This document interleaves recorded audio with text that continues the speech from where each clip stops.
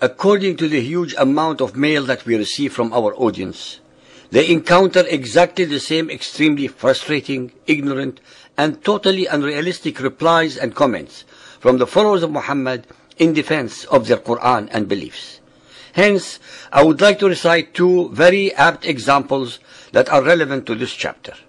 In Bukhari Hadith volume 2.667, narrated by Abis bin Rabi'ah, Umar ibn al-Khattab came near the black stone and kissed it and said, "No doubt, I know that you are a stone, and can neither benefit anyone nor harm anyone.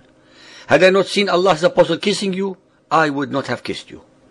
It is very revealing that although Umar knew that the gesture was empty and false, he nonetheless copied Muhammad in kissing the stone. Just like Umar, most Muhammadans follow blindly and unthinkingly their leader in their shameful practice of venerating what was and continues to be a pagan ritual, as well as all the other practices, thoughts and deeds of Muhammad. Furthermore, to explain away the incompatibilities of the stories as depicted in the Quran vis-à-vis their originals in the Bible, the earlier Muhammadan scholars in general alleged that the people of the book, the Jews and the Christians, had altered, corrupted the meaning and or interpretations of their holy books. Unfortunately, his later followers, because of their enormous frustration in trying to reconcile these irreconcilable differences, started the process of character assassinating the holy books of the Jews and Christians by alleging that their texts were actually perverted, altered and doctored at least 1,000 years before or even after, just to deny Muhammad and his Quran their rightful position as a prophet and scripture of Allah. Besides being a preposterous and disgusting allegation, neither the Quran nor any of its followers can substantiate any of their uncorroborated, hate-mongering, asinine, baseless, desperate and infantile allegations. Theirs are acts of intellectual, literary, historical and theological perversions and fraudulence resulting from their desperate need to explain away the unexplainable. Nonetheless, these allegations have become part and parcel of their dogma, justify them to slaughter, dispossess, plunder, subjugate or force into conversion the people of the book. Like all criminals, the Muhammadan exegetes project upon their victims, the Jews and Christians in this particular case, the very characteristics, deeds and perversions that they themselves actually possess, exhibit and do.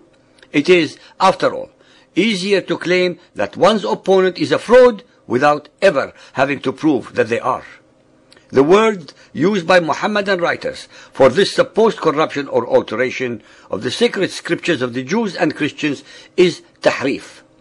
What is actually astounding and contrary to these allegations is that it is a documented fact that most of the early Muhammadan exegetes understood tahrif to mean altering the meaning, but not the text of some of the biblical verses.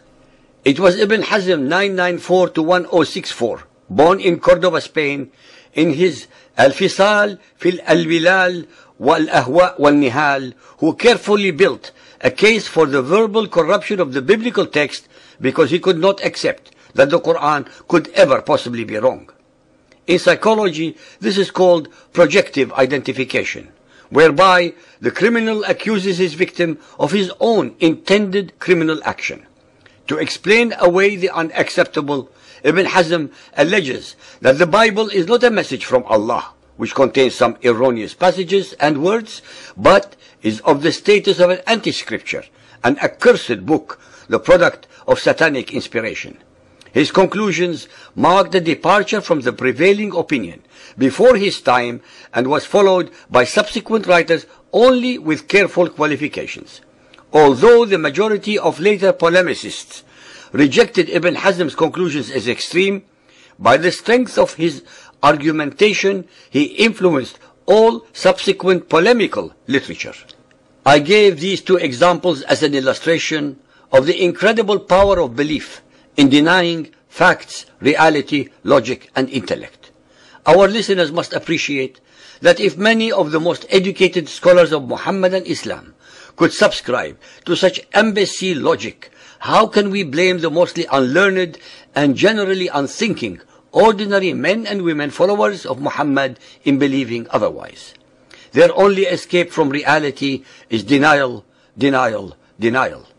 Even when you quote to them chapter and verse of their own scripture, because admitting to any of our revelation is tantamount to religious suicide. That is why, when our audience or ourselves have a discussion with a follower of Muhammad, it has to go through the following sequences. We are first accused that we do not read, write Arabic, and hence cannot possibly know what we are discussing. When we point out that our mother tongue is Arabic, and that we do read and write it, they go to the next line of defense. It is not good enough to read the Quran, because you must study it. We inform them that we have. Have you studied it at the hands of a Muslim scholar who would explain to you the hidden and elaborate meanings of the verses? We do not need anyone else to explain the meaning of the verses of the Quran, since we are reading it in our own mother tongue. Okay, where are your references upon which you are basing your allegations? But we have been quoting to you chapter and verse from the Quran and hadiths. These are the references. You are lying. You are deliberately perverting the noble message of the Quran by taking everything out of context. You must quote from reliable sources. What other more reliable sources are there than the Quran and hadith that you believe in? You are an anti-Muslim, a Christian kafir, or a Zionist imperialist dirty Jew bastard. End of communication. Next. This may sound like a comedy script, but frighteningly, it is a fact that no follower of Muhammad could ever admit to any of our statements and conclusions without apostatizing. As we have pointed out on several occasions, that the male followers of Muhammad never miss a chance from shooting themselves in the mouth is their total inability to use their brain or intellect independently from their elders or leaders. In the script above, we are told that if we do not know the Arabic language, we cannot possibly understand the Quran. We agree with this statement fully. How then can the same followers of Muhammad brag that it is the fastest growing belief on earth, when in reality and in fact, over 1 billion of the 1.3 billion followers of Muhammad do not understand Arabic, and especially the Arabic of the Quran? Under what category are they? Kafirs, ignorant Muhammadans, imperialist agents, tools of Zionists? Can they in fact be even considered Muslims? Hence, their first, foremost and only line of defense is obliterated, leaving them nothing more than circular and hence endless illogic to try and defend the indefensible. As we have mentioned before, that a belief is not merely an idea that the mind possesses. It is in fact an idea that totally possesses the mind. Hence, it is almost impossible to get through to people who are too scared to listen, lest they have to discard all their views on Muhammadan Islam.